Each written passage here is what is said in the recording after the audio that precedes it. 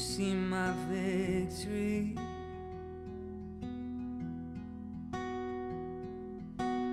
When all I see is the mountain, you see a mountain move. And as I walk through the shadow, your love surrounds me.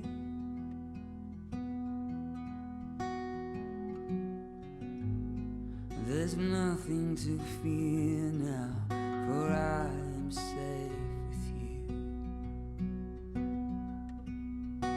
So when I fight, I'll fight on my knees, with my hands lifted high. Oh God, the battle belongs to you. Every fear I lay at your feet, I'll sing through the night. Oh God, the battle belongs to you. Belongs to you.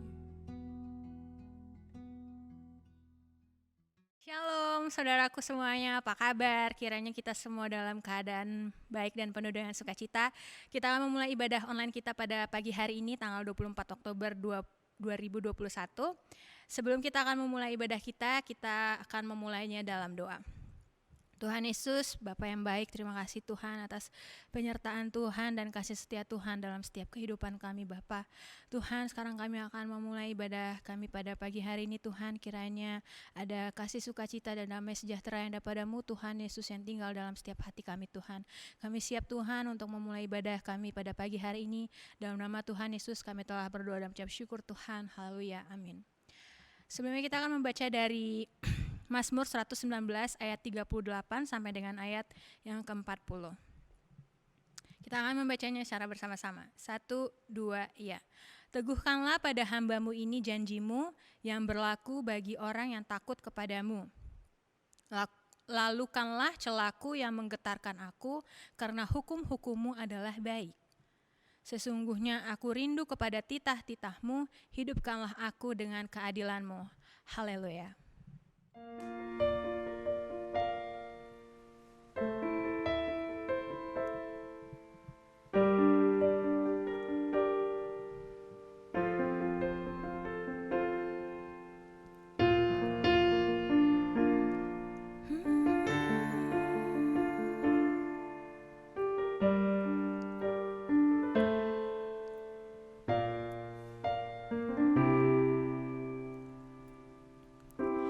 Di hadirat-Mu, tempat yang ku rindukan, nafas hidupku dan sumber kekuatan. Di sana Kau nyatakan isi hati dan rindu-Mu, sehingga ku mengerti berharganya hidupku.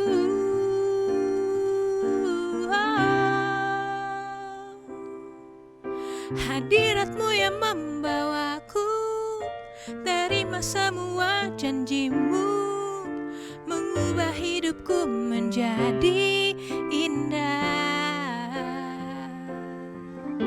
Hadirat-Mu yang menguatkan aku di dalam pengharapan. Yesus, untuk selamanya hiduplah dalamku.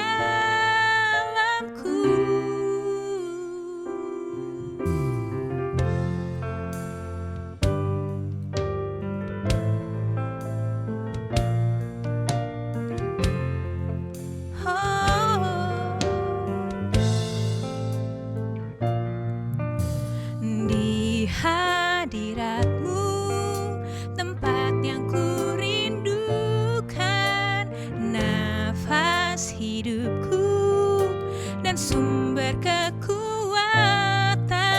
Di sana Kau nyatakan isi hati dan rindu-Mu, sehingga ku mengerti berharganya hidupku.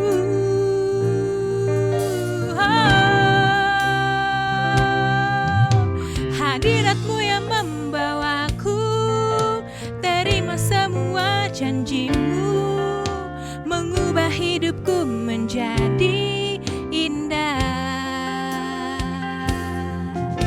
Hadirat-Mu yang menguatkan aku di dalam pengharapan. Yesus, untuk selamanya hiduplah dalamku. Hadirat-Mu yang membawaku terima semua janji-Mu, mengubah hidupku menjadi indah. Hadirat-Mu yang menguatkan aku di dalam pengharapan. Yesus, untuk selamanya hiduplah dalamku. Hadirat-Mu yang membawaku terima semua janji-Mu, mengubah hidupku menjadi indah. Hadirat-Mu yang menguatkan aku di dalam pengharapan. Yesus, untuk selamanya hiduplah dalamku.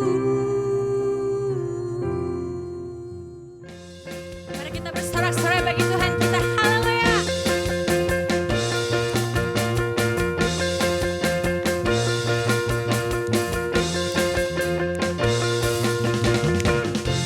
Tuhanlah kekuatan dan mazmurku, Dia gunung batu dan keselamatanku. Hanya padamu hatiku percaya, Kaulah menara dan kota perlindungan. Ku mau selalu bersyukur sebab cinta-Mu padaku takkan pernah berubah. Hatiku percaya walau bumi bergoncang, gunung-gunung beranjak, namun kasih setia-Mu tak pergi dariku. Haleluya, Kau Tuhan, sumber kekuatan kami. Haleluya.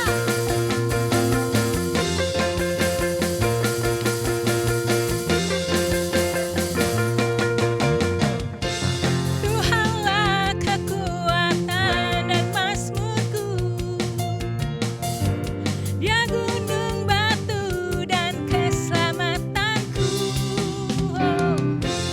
Hanya padamu hatiku percaya, Kaulah menara dan kota perlindungan. Nyanyikan sama-sama. Ku mau selalu bersyukur sebab cinta-Mu padaku takkan pernah berubah.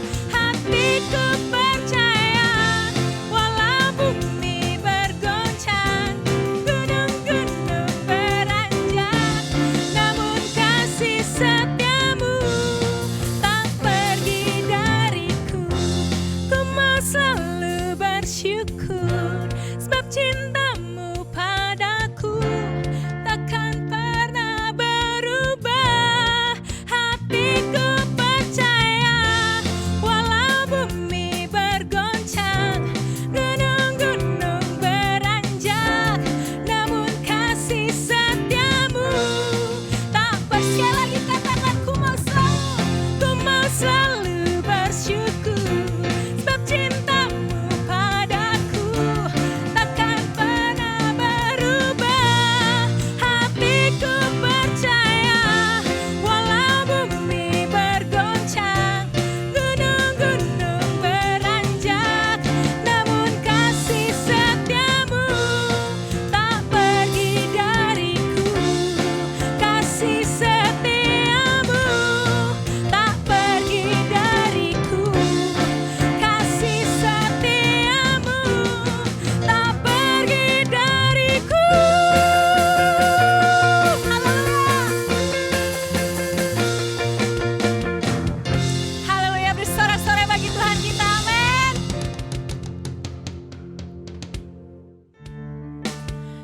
jemaat saudara semua, kita akan mengangkat pujian penyembahan kita. Haleluya, kuasa-Mu Tuhan terlebih besar.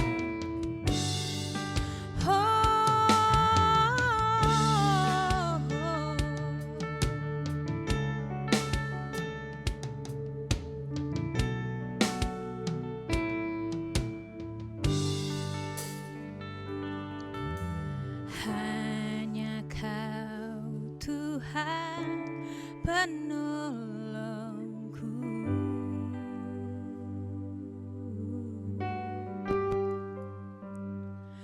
yang selalu setia bersamaku.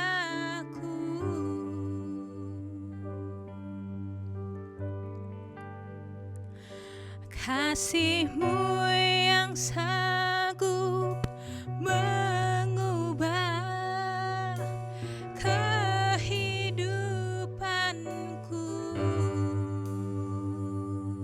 Sungguh ku berserah, sungguh ku percaya kuasa-Mu terlebih besar. Tuhanku terlebih besar, tak pernah terlambat janji-Mu ya Tuhan menolong hidupku. Kuasa-Mu terlebih besar, Tuhanku terlebih besar, tak pernah terlambat janji-Mu ya Tuhan pulihkan hidupku.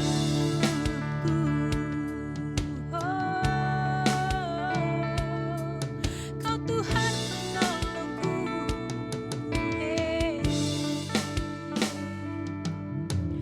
hanya Kau Tuhan penolongku.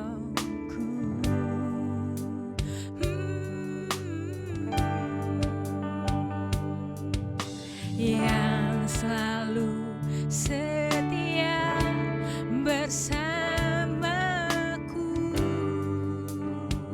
Kasih-Mu Tuhan,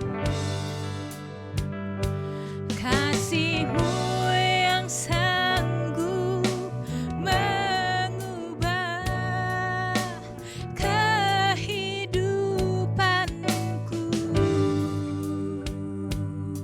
Sungguh ku berserah, sungguh ku percaya Tuhan, sungguh ku percaya kuasa-Mu terlebih besar, Tuhanku terlebih besar,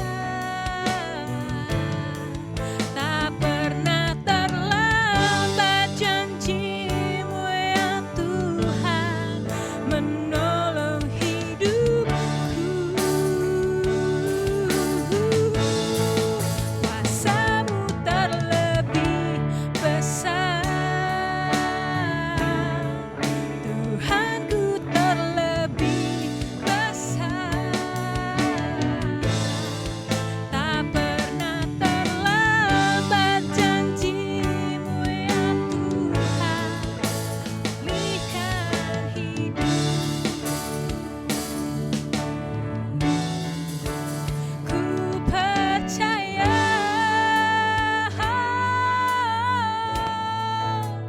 Kau bekerja mendatangkan kebaikan di hidupku. Ku percaya Tuhan, ku percaya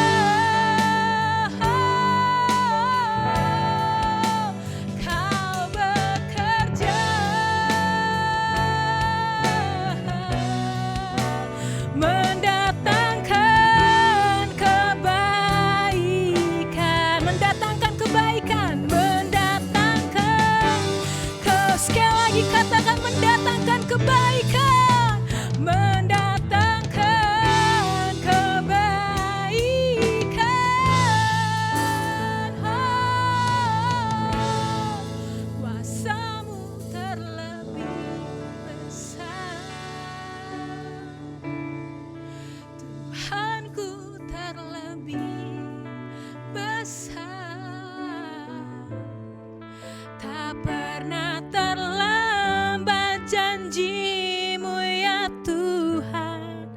menolong hidupku. Kuasa-Mu terlebih besar Tuhan, kuasa-Mu terlebih besar, Tuhanku terlebih besar, Tuhanku terlebih besar. Tak pernah terlambat janji-Mu ya Tuhan, tak pernah terlambat, tak pernah terlambat janji-Mu. Sekali lagi tak pernah terlambat, tak pernah terlambat janji-Mu ya Tuhan. Pulihkan hidupku, pulihkan hidupku Tuhan. Haleluya, terima kasih Tuhan. Selamat pagi Bapak Ibu, teman-teman, saudara kekasih Tuhan. Mengucap syukur untuk pagi hari ini boleh diizinkan untuk berbagi kebenaran firman Tuhan. Tapi sebelumnya mari kita satukan hati berdoa untuk mohon penyertaan Tuhan. Ya Yesus, kami mengucap syukur untuk hari yang indah Tuhan berikan kepada kami. Hari yang baru, pengharapan yang baru, dan pasti berkat-berkat baru yang Tuhan sudah sediakan bagi kami semua, anak-anak dan jemaat-Mu ya Tuhan. Kami percaya kasih kuasa-Mu selalu menyertai kami dalam segala keadaan. Tidak ada yang bisa memisahkan kami dari kasih-Mu ya Tuhan, karena kesetiaan-Mu sudah teruji, karena janji-janji-Mu setia, bahkan janji-janji-Mu memberikan kami pengharapan untuk kehidupan yang lebih baik, untuk kehidupan yang lebih indah bersama dengan-Mu. Terima kasih Tuhan, urapi kami yang membawakan firman-Mu. Kiranya Tuhan sendiri yang akan memakai kami sebagai alat-Mu saja ya Tuhan, dan berkati setiap jemaat yang akan mendengarkan kebenaran firman Tuhan. Biarlah mereka sudah menyiapkan hati mereka untuk siap ditanami oleh kebenaran akan firman-Mu ya Tuhan. Terima kasih Yesus, kami mau berserah dan mau duduk diam untuk belajar kebenaran firman Tuhan. Dalam nama Yesus Kristus kami sudah berdoa dan berserah diri. Haleluya, amin. Baik, Bapak Ibu, terima kasih Bapak Gembala sudah memberikan kesempatan bagi saya untuk membagikan kebenaran firman Tuhan. Dan saya sangat mengucap syukur karena selama beberapa bulan ini kita belajar khusus mengenai kebenaran firman Tuhan yang diambil dari kitab Ibrani, dan topik-topiknya sungguh luar biasa. Dalam 3 bulan kita akan khatam surat Ibrani. Dan pagi hari ini judul yang diberikan kepada kita adalah perjanjian yang dapat diandalkan. Nah, jadi dari keseluruhan kitab Ibrani ini, kalau kita pelajari keseluruhan kitab Ibrani ini dibagi menjadi 3 bagian. Yang pertama menjelaskan bagaimana Yesus sebagai putra Allah lebih utama dari Musa, lebih utama dari para nabi yang lain, dan lebih utama juga dari malaikat bahkan, dan juga lebih utama dari imam-imam yang sudah ada pada perjanjian lama sebelum Yesus. Nah, kemudian yang bagian kedua, kitab Ibrani dibagi menjadi bagian yang kedua adalah Yesus sebagai imam agung yang lebih utama dari imam yang ada atau yang pernah ada sebelumnya. Karena kesempurnaan pekerjaan Yesus itu sangat berbeda dengan apa yang sudah dilakukan para imam sebelumnya. Kemudian yang ketiga, surat ini juga memberikan dorongan kepada setiap pembaca, termasuk kita, orang percaya, untuk tetap dan selalu berusaha untuk hidup dalam keselamatan, dalam iman, bahkan sekalipun itu dalam penderitaan. Dan kita juga harus berusaha untuk selalu hidup dalam kekudusan. Itulah 3 pokok utama dari kitab Ibrani. Dan yang akan menjadi fokus kita pada pagi hari ini adalah pasal ke-8 dari kitab Ibrani, yang akan menjelaskan kita bagaimana 3 hal penting yang terjadi di sana bahwa Yesus itu sebagai imam agung sangat berbeda dengan imam-imam yang sebelumnya. Nah, yang pertama berbeda karena tempat pelayanannya. Ya, dalam ayat yang kelima, pasal ke-8 ayat kelima, dikatakan pekerjaan yang mereka lakukan sebagai imam sebenarnya hanya satu gambaran dan bayangan dari apa yang ada di surga. Itu sudah diberitahukan oleh Allah kepada Musa dahulu ketika Musa mau mendirikan kemah Tuhan. Allah berkata begini kepada Musa, ingat semuanya itu haruslah kau buat menurut pola yang ditunjukkan kepadamu di atas gunung. Nah, kata yang menjadi kunci di sini adalah apa yang terjadi yang dibangun oleh Musa adalah bayangan dari apa yang ada di surga. Nah, inilah yang menjadi sesuatu yang berbeda. Kenapa pelayanan Tuhan Yesus jauh lebih sempurna? Karena Yesus tidak lagi melayani sebagai imam agung, tidak lagi melayani di bumi, tetapi menjangkau surga. Tempatnya di surga, menjangkau surga dan bumi. Nah, kalau pelayanan imam sebelumnya hanya ada di dalam bumi saja, itu sebagai bayangan. Tetapi kepenuhannya atau kesempurnaannya dinyatakan oleh Yesus, yaitu tempat pelayanannya adalah di dalam surga. Nah, kemudian hal yang kedua, apa yang dilakukan Yesus juga sangat berbeda dengan apa yang dilakukan oleh imam. Karena imam yang sebelumnya adalah gambaran tadi, maka Yesus adalah kepenuhannya.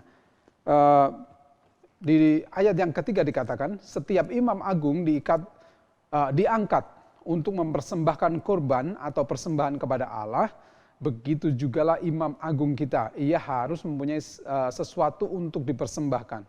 Kalau imam sebelumnya, imam besar itu masuk ke dalam tempat kudus, dan tempat maha kudus itu hanya setahun sekali untuk mempersembahkan korban untuk penembusan dosa, hanya setahun sekali membawa persembahannya masuk ke tempat kudus dan mempercikan darah di mezbah persembahannya.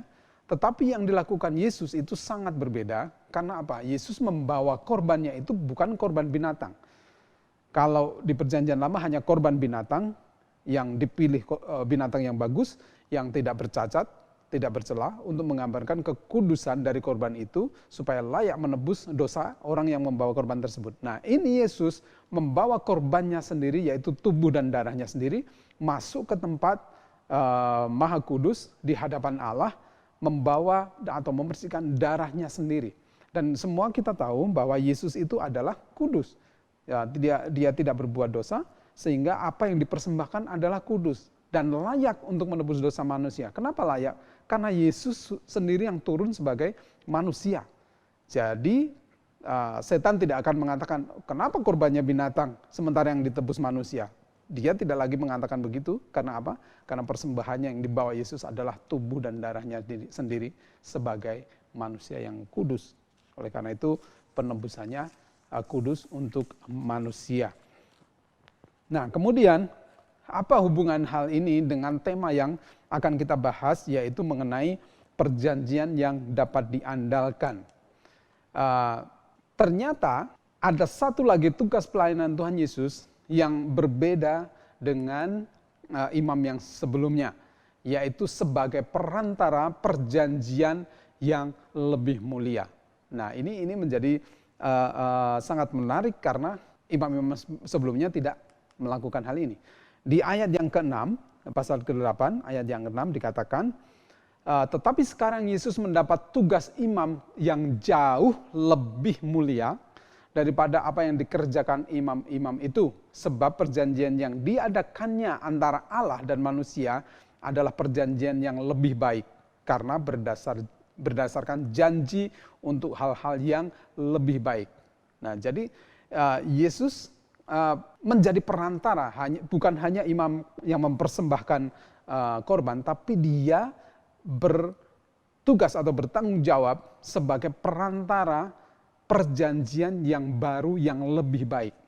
Wah, ini menjadi sangat menarik. Kenapa harus ada perjanjian yang baru? Kenapa harus menggunakan perjanjian baru dan dikatakan perjanjian baru ini yang lebih baik. Kenapa itu? Nah, oleh karena itu kita akan membahas lebih dalam khusus pagi hari ini mengenai perjanjian yang dapat diandalkan.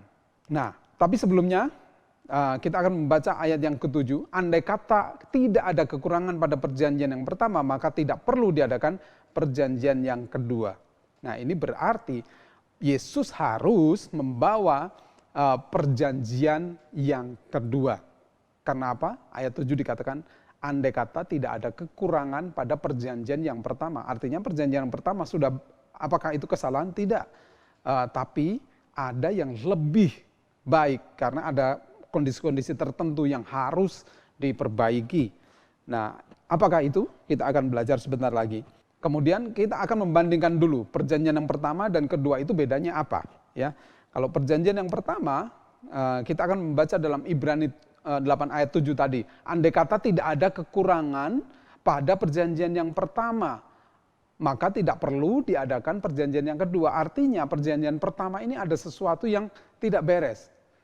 Kalau sesuatu ini sudah beres, sudah bagus, sudah oke, berarti tidak perlu lagi ada perjanjian yang akan menggantikannya. Tetapi karena ini ada sesuatu yang salah, ada sesuatu yang kurang, maka harus ada perjanjian yang diperbarui, yaitu perjanjian yang kedua. Itu yang poin pertama, itu perjanjian pertama. Poin yang A adalah adanya sesuatu kekurangan di perjanjian yang pertama. Di poin yang kedua, Ibrani 7 ayat 11 dikatakan, saya ambil dari bahasa Indonesia sehari-hari. Pasal 7 ayat ke-11. Di bawah pimpinan imam-imam Lewi, hukum agama Yahudi diberikan kepada umat Israel. Karena imam-imam Lewi dahulu itu tidak dapat melakukan dengan sempurna. Sekali lagi saya ulangi, imam-imam Lewi dahulu tidak dapat melakukan dengan sempurna apa yang harus dikerjakannya, maka harus ada imam lain, yaitu seperti Imam Melkisedek dan bukan dari golongan Imam Harun lagi. Nah, artinya tadi dikatakan pasal 8 ayat ke-7 dikatakan ada kekurangan pada perjanjian pertama. Kemudian Ibrani 7 ayat 11 dikatakan Imam Lewi dahulu tidak dapat melakukan dengan sempurna. Maka ada dua poin yang harus diperbarui. Ada kekurangan dan ada ketidaksempurnaan di sana. Kemudian kita akan lanjut pada poin ketiga, kenapa harus ada perjanjian baru. Nah, di sini saya ambil dari Yeremia 31 ayat 32, dikatakan sesungguhnya akan datang waktunya, demikianlah firman Tuhan, aku akan mengadakan perjanjian baru dengan kaum Israel dan kaum Yehuda.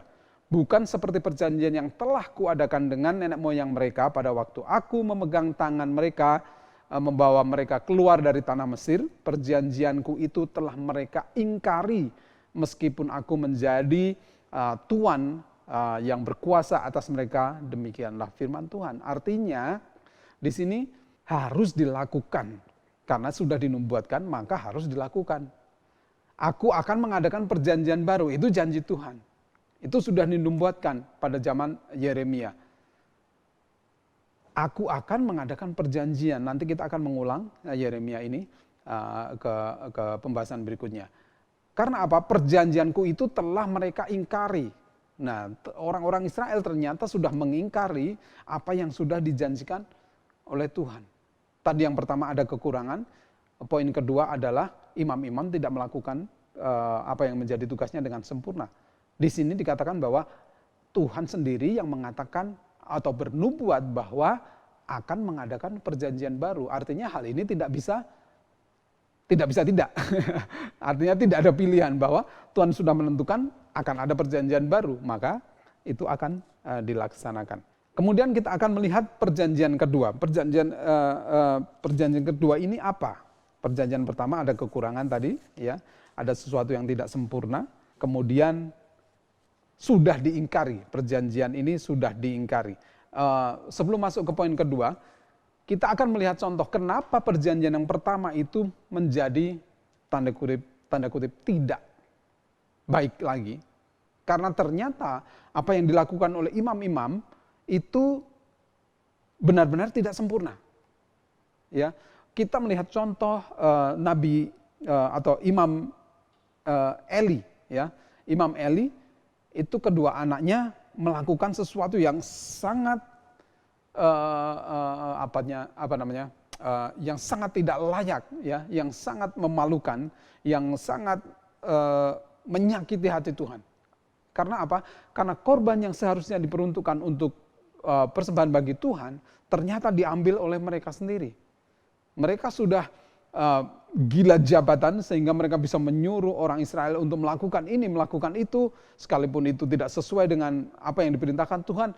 Mereka justru mengancam, ya, Hofni dan Finehas ini justru mengancam orang-orang kalau tidak melakukan apa yang mereka mau. Padahal mereka tahu, orang-orang Israel tahu, seharusnya bukannya lemak ini dibakar dulu, kemudian baru diambil oleh para imam. Tapi dia mengatakan kalau kamu tidak melakukan seperti yang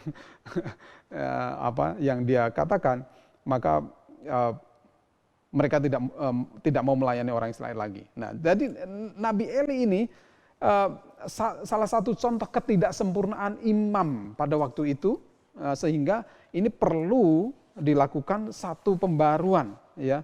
Di sini apa yang dilakukan Eli tahu kesalahan anak-anaknya, kedua anaknya ini. Dia tahu, tapi apa yang dia lakukan hanya menegur saja. Dia berkata, anak-anakku jangan melakukan itu. 1 Samuel 2 ayat 24 dikatakan, janganlah begitu anak-anakku. Bukan kabar baik yang ku dengar itu bahwa kamu menyebabkan umat Tuhan melakukan pelanggaran. Hanya itu yang dilakukan, tapi Eli tidak membawa anak-anaknya ini untuk melakukan suatu pertobatan dan melakukan satu kebenaran lagi. Hanya menegur begitu saja tapi tidak melakukan perbaikan apa-apa. Nah, ini membuktikan bahwa imam-imam pada waktu itu manusia biasa dan itu tidak sempurna. Oleh karena itu perlu adanya perjanjian yang kedua. Nah, kemudian perjanjian yang kedua ini, poin yang pertama, kita akan melihat bahwa tadi kita sudah bahas sedikit bahwa itu sudah dinubuatkan dan harus digenapi.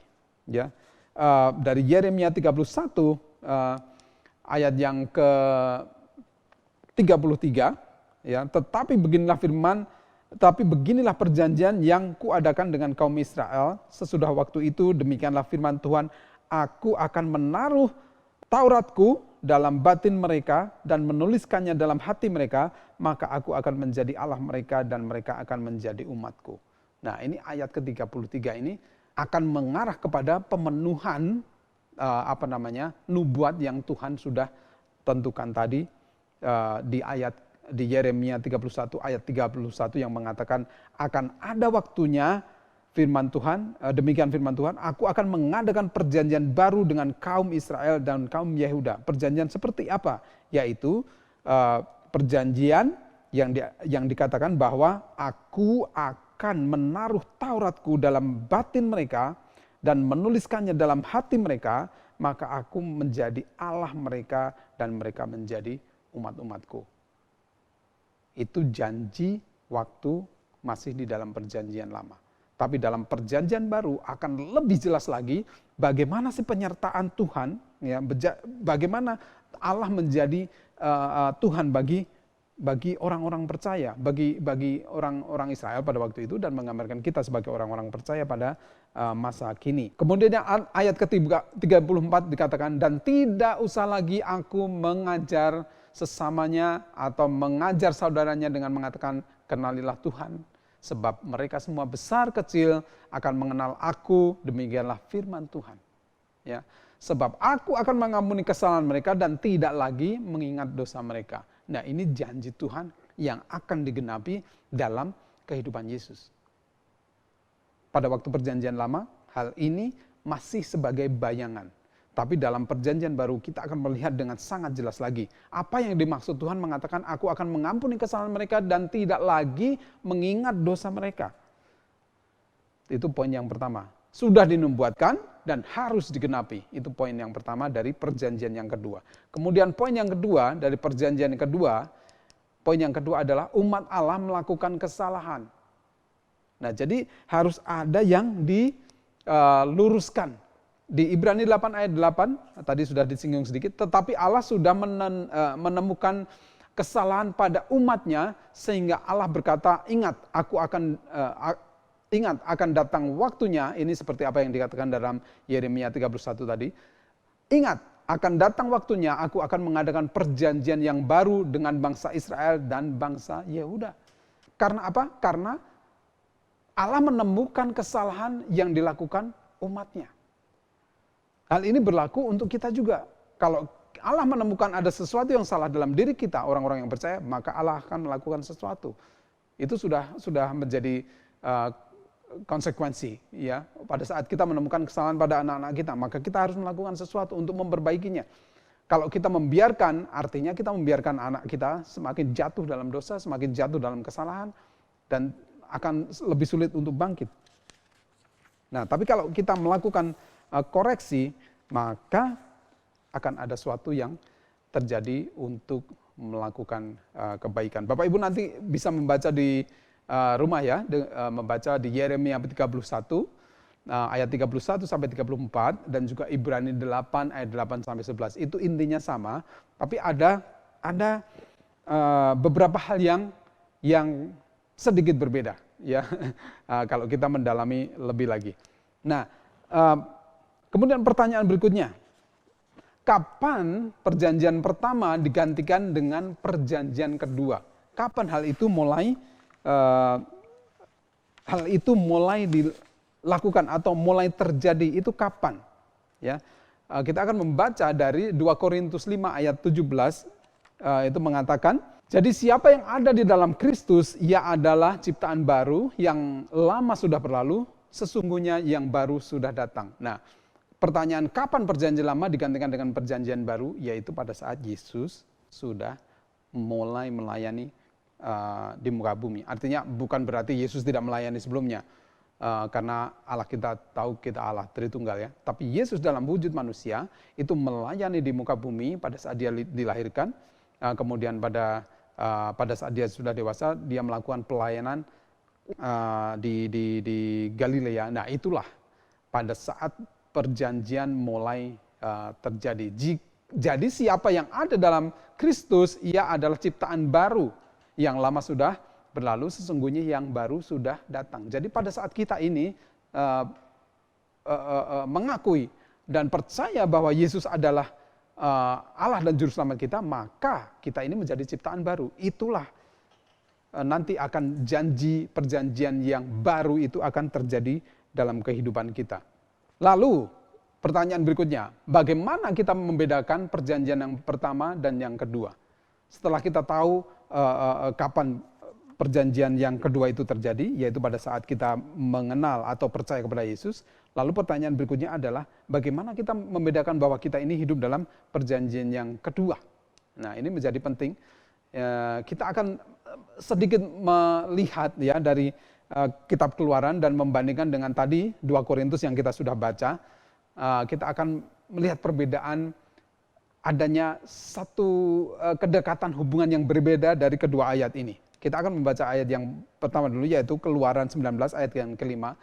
Dikatakan, jadi sekarang jika kamu sungguh-sungguh mendengarkan firman-Ku dan berpegang pada perjanjian-Ku, maka kamu akan menjadi harta kesayangan-Ku sendiri dari antara segala bangsa, sebab Akulah yang empunya seluruh bumi. Kemudian 2 Korintus 5 ayat 17 dikatakan, jadi siapa yang ada di dalam Kristus, ia adalah ciptaan baru, yang lama sudah berlalu, sesungguhnya yang baru sudah datang. Nah, di sini kita akan melihat ada sesuatu yang sedikit berbeda kalau kita lihat dari hubungannya. Ya, dari Keluaran 19 ayat 5 itu dikatakan, jika kamu sungguh-sungguh mendengarkan firman-Ku dan berpegang pada perjanjian-Ku, maka kamu akan menjadi harta kesayangan-Ku. Kalau 2 Korintus 5 ayat dikatakan, siapa yang ada di dalam Kristus. Nah, yang pertama itu sepertinya ada ketegasan. Oh, kalau kamu enggak ini, enggak akan terjadi. Kalau kamu ini, pasti terjadi. Ya, ada semacam apa namanya ya? Hubungannya itu kok sepertinya kok tidak terlalu dekat begitu ya. Jika kamu sungguh-sungguh mendengarkan firman-Ku dan berpegang pada perjanjian-Ku, maka kamu menjadi harta kesayangan-Ku. Kalau kamu enggak begitu, ya sudah, berarti enggak gitu lah. Tapi kalau di Korintus ini lebih halus, dikatakan siapa yang ada di dalam Kristus. Nah, jadi ada semacam, yang pertama itu ada semacam hubungan legalistik gitu ya. Kalau itu hanya perasaan saya mungkin, tapi ada semacam kenyataan legalistik. Kalau enggak ini, ya ini gitu ya. Tapi kalau yang kedua itu ada semacam ada unsur kasih sayang di situ. Siapa yang ada di dalam Kristus, artinya nggak perlu dipaksa. Tapi kalau kita sudah sadar, kita masuk, kita percaya Yesus, kita hidup dalam Kristus, ia akan menjadi ciptaan baru. Itu otomatis begitu. Nah, jadi ada kedekatan hubungan. Kalau di 2 Korintus itu hubungannya itu udah semakin dekat gitu loh. Kalau yang perjanjian lama itu sepertinya jauh susah gitu ya, dijangkaunya susah gitu ya. Tapi kalau yang kedua ini kok sepertinya dekat. Kalau siapa yang ada di dalam Kristus, artinya ada di dalam Kristus itu dekat banget sama Tuhan begitu ya. Itu yang saya rasakan. Semoga Bapak Ibu juga merasakan hal yang sama. Nah, kemudian pertanyaan berikutnya, apa yang terjadi jika kita ini memiliki perjanjian? Perjanjian dengan siapa? Atau pada saat kita memiliki perjanjian, apa yang akan terjadi? Ya, perjanjian itu biasanya dibuat oleh 2 orang atau lebih, ya, mengenai sesuatu yang disetujui bersama untuk bisa dipenuhi bersama. Artinya ada pihak A dan B yang melakukan sesuatu perjanjian atau agreement atau persetujuan. Oke, kamu melakukan ini, aku melakukan ini, maka kamu dapat ini, aku dapat ini. Seperti itu gampangannya ya. Ini dari Kamus KBBI, saya ambil artinya perjanjian itu adalah persetujuan antara 2 orang atau lebih dalam bentuk tertulis. Kalau ini baku ya. Tertulis yang dibubuhi meterai, yang meliputi hak dan kewajiban. Nah, di situ ada 2 persetujuan, ya. Artinya ada poin pertama persetujuan, terus ada kewajiban dan hak. Nah, kedua-duanya menerima dan setuju untuk melakukan atau mendapatkan hak dan kewajibannya itu. Nah, jadi kembali ke Keluaran 19 ayat 5 tadi, jika sebagai contoh ya. Jadi sekarang jika kamu sungguh-sungguh mendengarkan firman-Ku, itu artinya perjanjian Allah. Allah mengatakan jika kamu sungguh-sungguh mendengarkan firman-Ku dan berpegang pada perjanjian-Ku, maka ini yang akan kita peroleh, kamu akan menjadi harta kesayangan-Ku di antara bangsa-bangsa, sebab akulah yang mempunyai seluruh bumi. Artinya jika kita percaya Tuhan, jika kita mendengarkan firman-Nya, maka kita menjadi harta kesayangan Tuhan. Jika kita tidak berlaku seperti itu, maka kita bukan harta kesayangan Tuhan. Itulah perjanjian. Maka Allah setuju untuk menjadikan umat Israel harta kesayangannya, jika umat Israel itu sungguh-sungguh mendengar firman dan berpegang pada perjanjiannya. Bagaimana kalau orang Israel tidak memegang perjanjiannya? Maka hal itu tidak akan terjadi. Karena persetujuannya tadi seperti itu. Sungguh-sungguh mendengar firman, berpegang pada perjanjian, maka menjadi umat kesayangan. Maka di perjanjian lama kita sering sekali kita mendengar cerita bangsa Israel itu menyembah Allah, maka kehidupan mereka diberkati. Tapi pada saat diberkati, mereka kehidupannya baik, mereka justru menyembah Allah lain. Dan apa yang terjadi? Allah izinkan bangsa lain untuk menyerang mereka, menguasai mereka, bahkan membawa mereka ke Babel. Karena apa? Karena mereka tidak lagi menyembah Tuhan. Artinya apa? Mereka sudah tidak melakukan apa yang dijanjikan Tuhan tadi. Persetujuannya sudah dilanggar, maka Allah juga membiarkan atau mengizinkan bangsa lain untuk menguasai mereka. Nah, itulah yang terjadi. Kalau kita tidak memenuhi perjanjian, tidak melakukan hak dan kewajiban kita, maka perjanjian itu akan menjadi batal atau tidak terjadi, begitu ya. Nah, contoh-contoh yang lain banyak. Ada lagi mungkin kita dalam pernikahan kita membuat janji, ya. Dalam suka dan duka, dalam sehat dan sakit kita menjadi setia. Tapi apa yang terjadi mungkin beberapa tahun yang lalu, saya mendapat video dari teman saya bahwa ada seorang yang sudah menikah hampir 40 tahun, begitu suaminya kena stroke, istrinya nggak mau lagi menemani. Waduh, ini saya sedih sekali ya. Kalau kita membuat janji dalam suka dan duka, dalam sehat dan sakit kita tetap bersama, tapi kenyataannya nggak semua seperti itu, ya kan? Mungkin ada kondisi-kondisi tertentu yang menyebabkan orang melanggar janjinya. Nah, tapi yang terpenting adalah kita tahu bahwa Tuhan itu kalau sudah membuat janji tidak akan pernah lupa, tidak akan pernah mengingkari, tidak akan pernah bikin alasan untuk tidak memenuhi.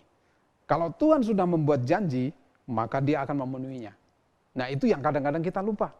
Bahwa Tuhan berjanji untuk memelihara kita. Itu janji Dia. Maka kita harus percaya dan beriman kepada janji itu. Karena apa? Tuhan itu sempurna. Atas janjinya, atas segalanya, Tuhan adalah sempurna. Kadang-kadang karena kita keterbatasan kita sebagai manusia, maka menganggap Tuhan itu juga sama dengan kita gitu ya. Kita nggak bisa memenuhi janji, Tuhan juga nggak bisa memenuhi janji. Loh, jangan disamakan Tuhan dengan kita. Kalau kita nggak bisa memenuhi janji itu karena kita. Tapi Tuhan berbeda. Tuhan sudah berjanji dan Dia akan memenuhinya begitu ya. Jadi akan menjadi sedih kalau kita menganggap Tuhan itu punya karakter seperti kita. Kalau kita sering bohong, terus kita menganggap Tuhan juga bohong. Nggak boleh seperti itu. Itu kita, ya Tuhan kita jauh berbeda dengan kita. Tapi artinya apa? Kita harus tahu dulu bahwa Tuhan kalau sudah membuat janji pasti Dia akan memenuhinya. Tapi ada hal yang paling sedih lagi adalah kita mengaku sebagai orang percaya, saya sudah bertahun-tahun ke gereja, tapi ditanya, tahu nggak janji Tuhan apa? Nggak tahu. Wah, ini repot ini. Ya, sudah bertahun-tahun ke gereja, melayani bahkan, tapi ditanya, apa janji Tuhan? Mikir lama, nggak tahu. Wah, repot ini. Ya. Jadi kita percaya Tuhan, kita harus tahu janji-janji Tuhan. Oleh karena itu topiknya pagi hari ini adalah janji Tuhan itu bisa diandalkan. Karena apa? Sudah terbukti di dalam sejarah dari dulu, sekarang, dan sampai selama-lamanya janji Tuhan itu tidak pernah gagal. Di zaman ibadah, zaman saat ini, ibadah itu kita bisa pasang YouTube, kita pilih ibadah yang kita suka, jamnya jam berapa yang kita suka jam berapa, kemudian pengkhotbahnya siapa yang kita suka, saya mau yang lucu-lucu aja, oke pilih yang lucu-lucu. Jamnya jam 12 siang karena bangunnya jam 11 ya oke jam 12 siang. Jadi nggak usah mandi, nggak usah nggak usah pakai baju, nggak usah datang ke gereja sambil tiduran, sambil ngemil gitu ya, dengerin khotbah yang lucu-lucu, ketawa-ketawa, ditanyain janji Tuhan apa, nggak tahu. Ya, karena apa? Karena belajarnya modelnya seperti itu. Tapi kalau kita benar-benar tadi ya, seperti janji Tuhan mengatakan kalau kamu berpegang pada firman-Ku dan berpegang pada perjanjian-Ku, maka kamu akan menjadi umat kesayangan. Apa yang harus kita lakukan kalau kita menjadi umat-umat pilihan Tuhan itu yang mau menjadi harta kesayangan Tuhan? Apa yang harus kita lakukan? Benar-benar kita harus belajar firman Tuhan. Kalau kita nggak belajar firman Tuhan, bagaimana kita bisa tahu janji-janji Tuhan? Nah itu, maka ibadah saat ini itu dengan teknologi kita bersyukur dalam kondisi COVID ini kita bisa beribadah, tapi karakter kita sebagai anak-anak Tuhan itu jangan sampai luntur. Ya, pada saat kita belajar firman Tuhan, benar-benar belajar, buka Alkitabnya, baca, benar lakukan, membuat catatan segala macam, supaya kita lebih dalam, lebih mengerti janji-janji Tuhan. Nah, pertanyaan berikutnya, kalau Tuhan sudah bisa atau Tuhan pasti bisa memenuhi janji-janjinya, apakah kita bisa memenuhi janji-janji kita kepada Tuhan? Pada saat kita berjanji kepada Tuhan, Tuhan aku mau membaca firman-Mu setiap hari satu pasal, apakah kita melakukan itu? Pada saat kita berjanji, oke Tuhan aku berjanji mau ikuti semua ibadah yang ada di CWS, saya mau ikut Oikos, saya mau ikut ibadah raya, saya mau ikut connected, atau saya mau ikut doa pagi, apakah kita melakukan semua itu? Nah, kalau kita sendiri, dengan diri kita sendiri aja tidak bisa memenuhi janji, bagaimana kita mau memenuhi janji kita dengan Tuhan? Dengan orang lain, ya kan? Nah, mari kita mulai berusaha atau berjuang, ya saya lebih suka kata berjuang karena sungguh-sungguh membuktikan kita menggunakan waktu kita, tenaga kita berjuang untuk belajar firman Tuhan. Karena apa? Belajar firman Tuhan itu bukan sesuatu yang mudah, maka harus kita berjuang untuk itu. Ya. Kemudian bagaimana?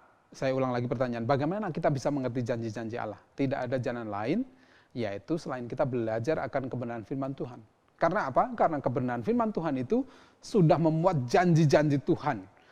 Alkitab adalah manual bagaimana kita sebagai orang percaya harus hidup. Di situ ada janji Tuhan, di situ ada penyertaan Tuhan, di situ ada cara-cara kita mengasihi Tuhan, cara-cara kita untuk mengasihi orang lain. Itu semua ada di sini. Kalau kita tidak mau belajar firman Tuhan, maka kita tidak akan mengerti janji-janji Tuhan.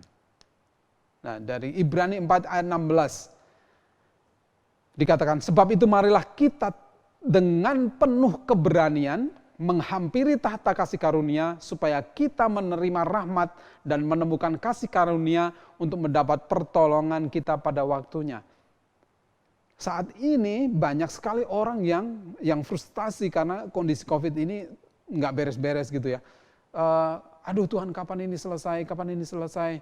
Bagaimana janji Tuhan, kenapa janji Tuhan tidak terpenuhi? Karena apa? Karena kita kurang mendalami kebenaran firman Tuhan.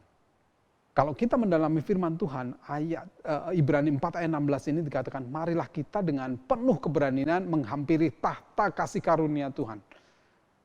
Kalau kita benar-benar kenal Tuhan, kita mengerti janji-janjinya, kita berani masuk menghampiri tahta kasih karunia supaya kita menerima apa? Rahmat dan menemukan kasih karunia untuk mendapat apa? Pertolongan pada waktunya.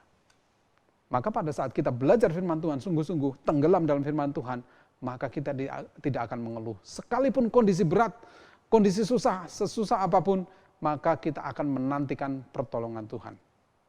Pada saat Musa ada di pantai bersama bangsanya dan di belakangnya ada pasukan Firaun yang mengejar dan akan membunuh mereka, Tuhan tidak memindahkan laut itu ke tempat lain supaya Musa dan orang Israel bisa lewat. Enggak. Artinya apa? Masalah tetap di situ. Laut tetap di situ. Tuhan tidak memindahkan orang-orang Israel dan Musa untuk tiba-tiba ada di tempat lain. Tidak. Musa tetap menghadapi laut, orang-orang Israel menghadapi laut di depan mata mereka. Tapi apa yang dilakukan Tuhan? Karena Tuhan setia dengan janjinya, maka Tuhan melakukan sesuatu yang ajaib yang tidak pernah dipikirkan manusia sebelumnya, yaitu apa? Membelah laut. Jadi kalau kita hidup setia dengan janji Tuhan dan selalu percaya janji Tuhan akan dipenuhi, maka hal yang tidak pernah kita pikirkan terjadi dalam kehidupan kita. Seperti apa yang dialami Musa, seperti apa yang dialami Yosua. Tembok kota Yeriko ada di situ. Mereka mau masuk lewat situ. Yeriko tidak dipindahkan oleh Tuhan. Dan mereka, Yosua dan pasukannya harus tetap lewat situ. Tapi apa yang dilakukan Tuhan? Tuhan membuat keajaiban bahwa tembok Yeriko bisa diruntuhkan. Nah itu sudah terjadi dan itu akan terjadi dalam kehidupan kita asal kita yakin dan kita percaya. Jadi Bapak Ibu kasih Tuhan, penting kita mengerti tata cara Tuhan bekerja supaya kita mengerti janji-janji Tuhan. Ya, ada kalanya Tuhan itu bekerja sebagai Bapa kita, Bapak, ya sebagai Bapak, sebagai orang tua, sebagai Bapak. Maka kita perlu menempatkan diri kita sebagai anak supaya kita mendapat janji Tuhan. Janji Tuhan adalah memberikan makanan yang terbaik, memberikan tempat yang terbaik, memberikan sesuatu yang terbaik untuk anak-anaknya. Itulah janji Tuhan. Maka kita menempatkan diri sebagai anak yang taat, nurut sama Tuhan. Apa yang dikatakan Bapak kita, ya kita nurut. Ya, nggak usah protes-protes. Tuhan, kenapa sih saya harus hidup di Sentul? Kenapa sih saya harus? Tuhan maunya itu. Sama seperti Abraham nurut. Abraham pergi dari tempatmu dan masuk ke tanah perjanjian. Abraham nggak protes. Tuhan, tanah perjanjian di mana Tuhan? Di Google Map nggak kelihatan Tuhan. Nggak begitu. Nurut aja, nggak usah protes-protes, nurut aja. Maka itu akan terjadi. Janji-janji Tuhan terjadi dalam kehidupan Abraham luar biasa. Sekalipun Abraham kadang-kadang nyerong ke kanan ke kiri ya, melakukan pembohongan segala macam. Tapi Tuhan, karena Tuhan tahu hati Abraham ini ya, maka Tuhan tetap memberkati. Ada kalanya Tuhan bekerja sebagai teman atau sebagai teman kita. Ya. Dan makanya kita perlu menempatkan diri kita sebagai teman yang tulus, ya, teman yang jujur dan setia. maka kita bisa membuka kehidupan kita di hadapan Tuhan, jujur. Tuhan, aku sudah berbuat salah Tuhan. Aku tadi bohong sama istri Tuhan. Aku tadi bohong sama anakku Tuhan. Aku bohong sama temanku Tuhan. Nah, jujur sama Tuhan. Kalau kita dengan teman nggak bisa cerita apa yang kita alami, itu bukan teman. Ya, kalau teman atau sahabat yang sudah dekat itu apapun yang kita alami, ngobrol sama teman itu hal yang kalut bisa jadi bahan ketawaan gitu ya.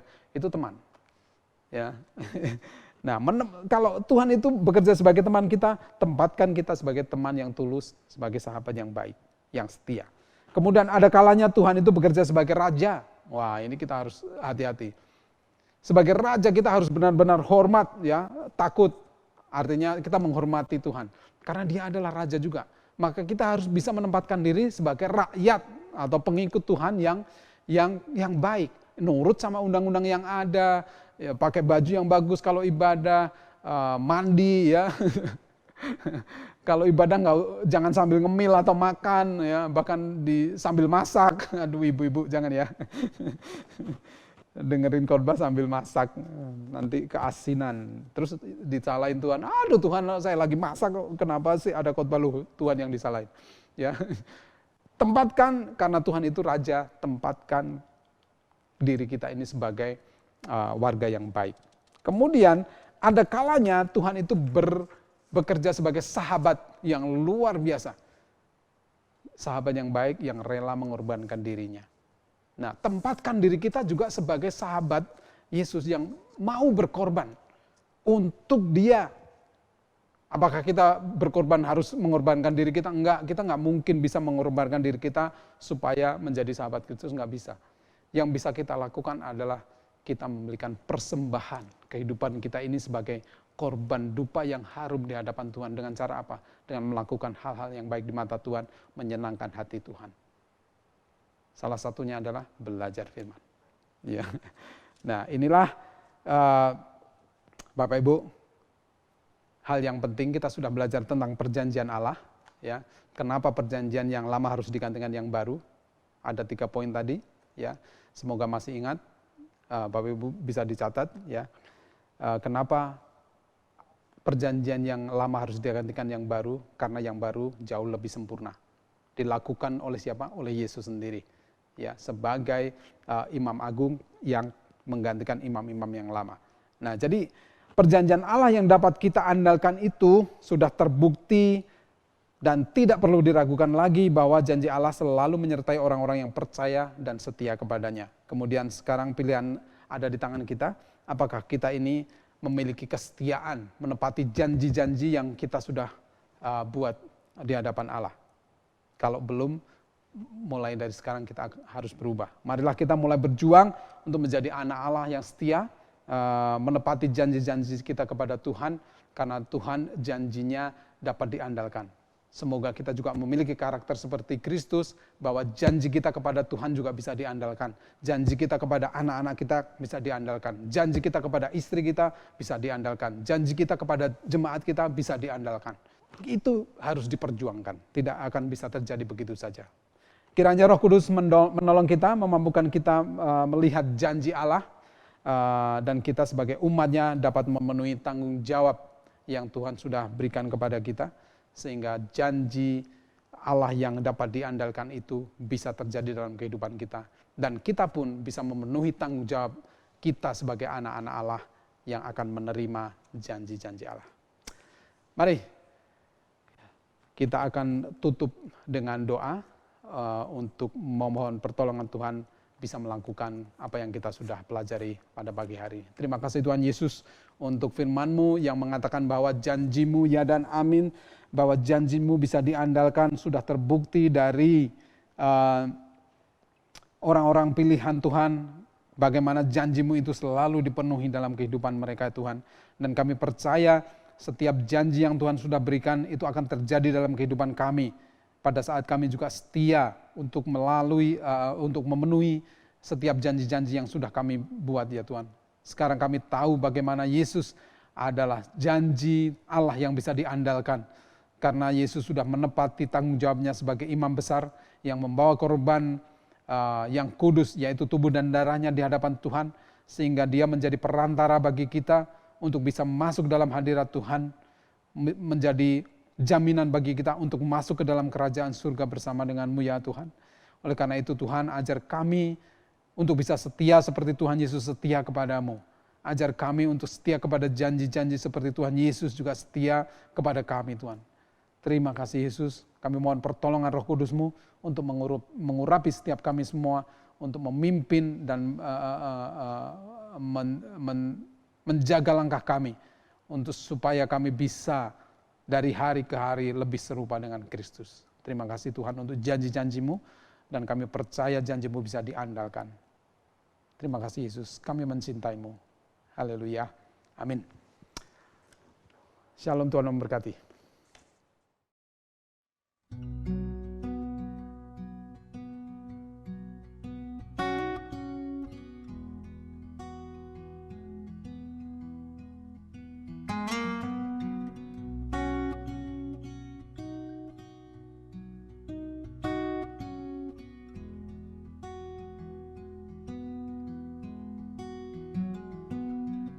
When all I see is the battle, you see my victory.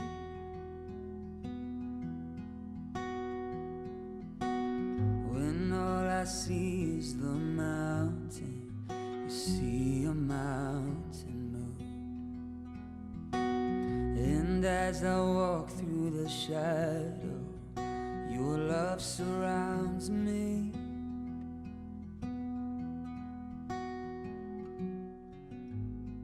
There's nothing to fear now, for I'm Shalom jemaat yang dikasihi Tuhan Yesus Kristus.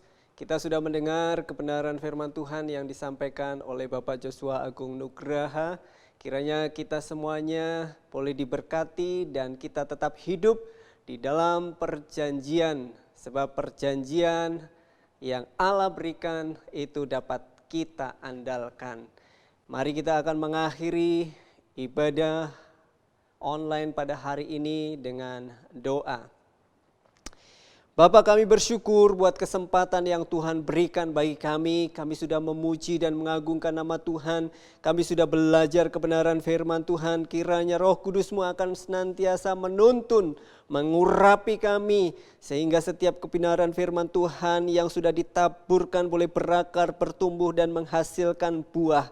Terima kasih Bapa, biarlah Engkau sendiri yang menuntun kami di jalan yang harus kami tempuh.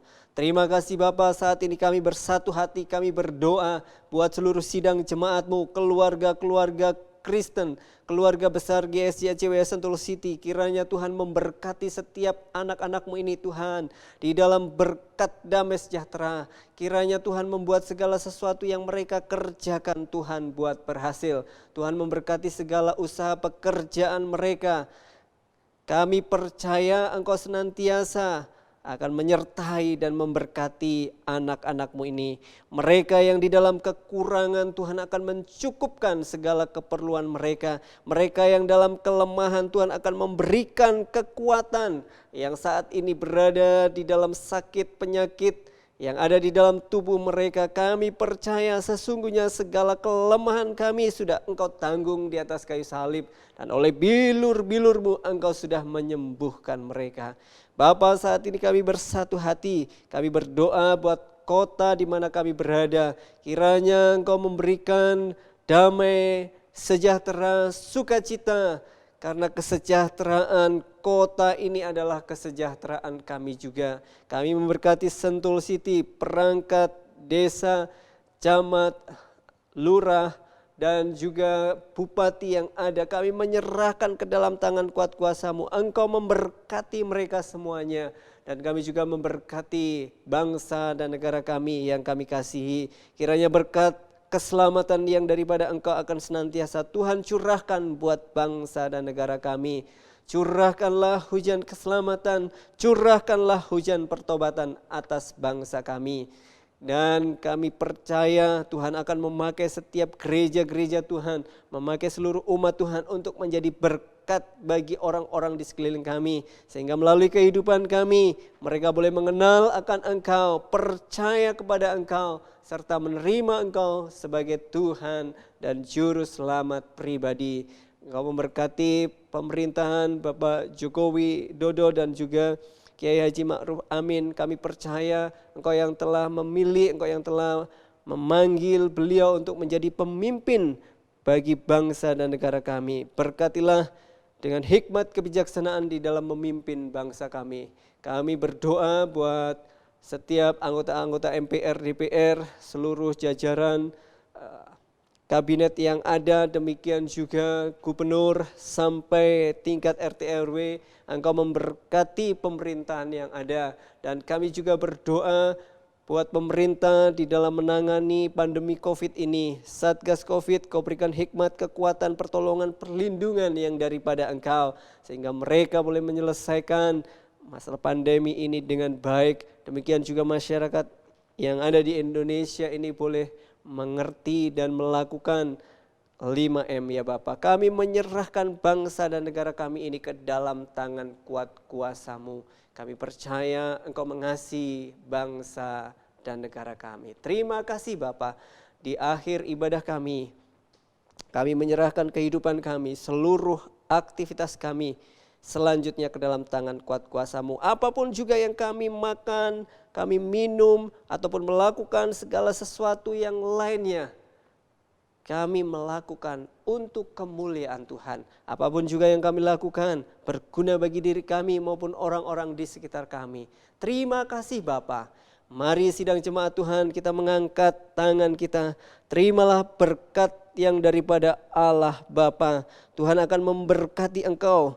Diberkatilah engkau dimanapun engkau berada. Diberkatilah engkau pada waktu engkau masuk, pada waktu engkau keluar. Diberkatilah segala pekerjaanmu, apapun yang engkau kerjakan Tuhan buat berhasil. Karena Tuhan sendiri yang menyertai engkau dan Tuhan sendiri yang membuat segala sesuatu yang engkau kerjakan berhasil. Kiranya Tuhan akan mengangkat engkau menjadi kepala dan bukan ekor. Kiranya Tuhan akan senantiasa memberkati engkau. Berkat Abraham, Ishak dan Yakub akan senantiasa Tuhan curahkan buat kita semuanya. Haleluya, haleluya. Tuhan memberkati engkau dan melindungi engkau. Tuhan menyinari engkau dengan wajahnya dan memberi engkau kasih karunia. Tuhan menghadapkan wajahnya kepadamu dan memberi engkau damai sejahtera. Kiranya berkat damai sejahtera daripada Allah Bapa, kasih setia daripada Tuhan Yesus Kristus, serta persekutuan dengan Roh Kudus akan memimpin kehidupan kita semuanya. Dari saat ini sampai Maranatha Tuhan Yesus datang kedua kali menjemput setiap kita yang percaya kepadanya. Semua sidang jemaat Tuhan yang sudah diberkati, mari kita katakan sama-sama. Amin.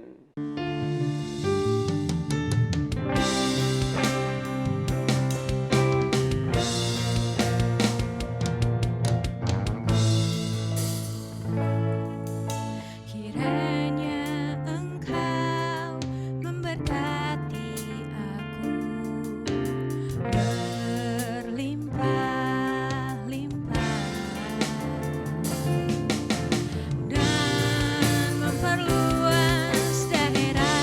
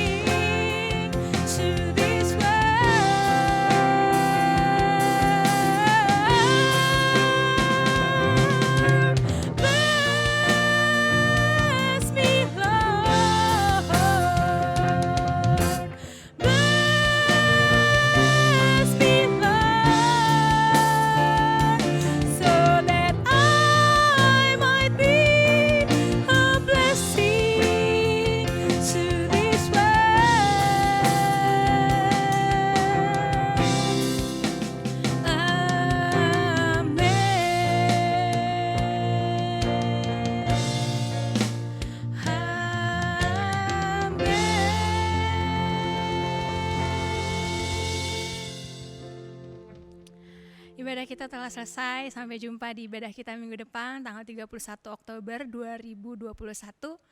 Selamat hari Minggu, Tuhan Yesus memberkati kita semua. Bye-bye.